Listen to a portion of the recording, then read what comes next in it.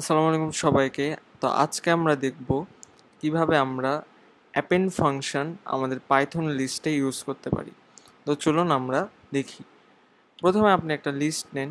এখানে যেমন grocery is equal to milk এবং বাটার, এই দুইটা আইটেম আছে। এখন আপনি যদি ইনিশিয়ালি এটাকে প্রিন্ট করতে চান, প্রিন্ট গ্রোসারি, এবং আপনি যদি এটাকে রান করান টার্মিনালে, দেখেন এখানে দুইটা আইটেমই আসছে। এখন আপনি চাচ্ছেন এখানে আরও একটা নতুন আইটেম যোগ করতে, যেমন এগ।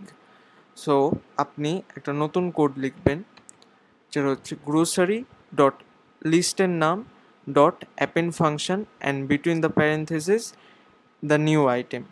আপনি এই প্যারেন্থেসিসের ভিতরে নিউ আইটেমটা লিখবেন।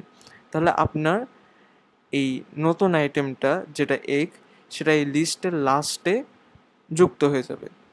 এরপর আপনি যদি এখানে প্রিন্ট আবার গ্রোসারি যে লিস্টটা ওটা দেন, তাহলে দেখেন আপনার নিউ লিস্টটা,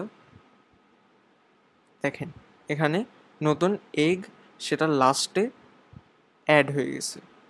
সো এভাবে আপনি অ্যাপেন্ড ফাংশন আপনাদের পাইথন লিস্টে খুব সহজেই ইউজ করতে পারবেন।